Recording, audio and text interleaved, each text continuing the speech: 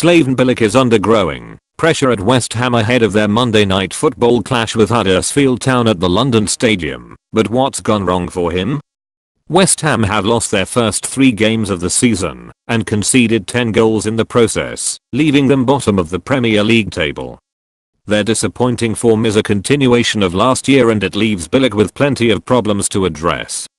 Here, we examine the key issues. West Ham were praised for their swashbuckling attacking style when they finished 7th with their highest ever Premier League points total in Bilic's first season in charge. They were direct and dangerous on the break and lethal from set pieces, scoring the same number of goals as runners-up Arsenal. Bilic found a way of playing to their strengths, and it paid off. Since then, however, one of the most common criticisms leveled at Bilic is that his team appears to lack a plan, an identity, or even a discernible playing style.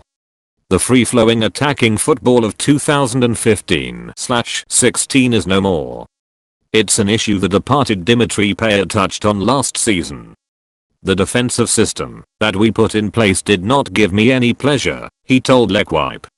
With a 5-4-1 in front of our box, I could have had all the freedom in the world, so it's difficult to explain. I worked hard in every game without taking any pleasure. You could say I was bored, yes.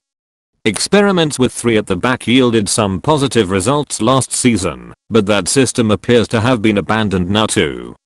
The chopping and changing has been damaging, and Robert Snodgrass' recent comments only added to the suspicion that Bilic might be making it up as he goes along. I was coming on against City and he said, "Where do you want to play, on the left or right?" said Snodgrass. I thought you have just signed me, and I have played on the right or behind the striker at Hull City all season. That was my debut and alarm bells were ringing right away. If Bilic's tactical changes were an attempt to shore up his defense, it is safe to say they have backfired. West Ham went from conceding 51 goals in 2015/16 to 64 in 2016/17, and the trend has continued this season. Manchester United, Southampton and Newcastle have all exposed their defensive frailties with ease. West Ham have now conceded 3 or more goals on 14 occasions since the start of last season, the joint most in the Premier League along with Swansea and relegated Hull City. Suffering big defeats to Arsenal, Liverpool and Manchester City is one thing, but Bilic's side have also been thrashed by the likes of West Brom and Watford. Their issues at the back are compounded by the fact that Bilic does not appear to know his best defense. Line-up changes were frequent and unpredictable last season, and he has already fielded 3 different backlines in the new campaign. The stats highlight a lack of discipline and focus among Bilic's players.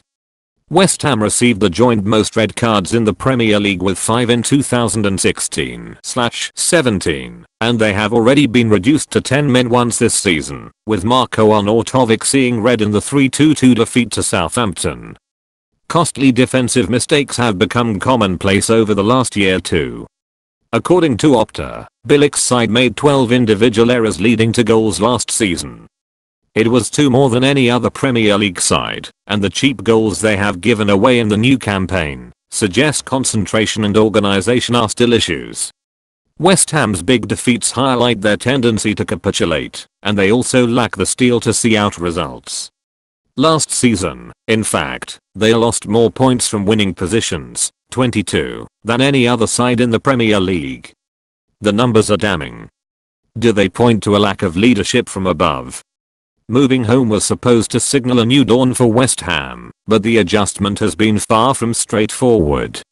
Having only lost 3 Premier League games in their final campaign at Upton Park, Bilic's side were beaten 8 times in their first season at the London Stadium.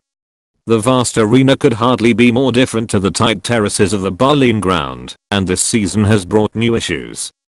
With the World Athletics Championships running until the middle of August, West Ham were forced to start their season with 3 tricky away trips.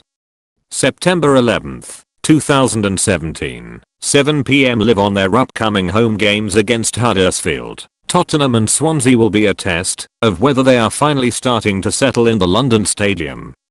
For Bilic, they could be decisive. Bilic has not been helped by some of West Ham's recent transfer business.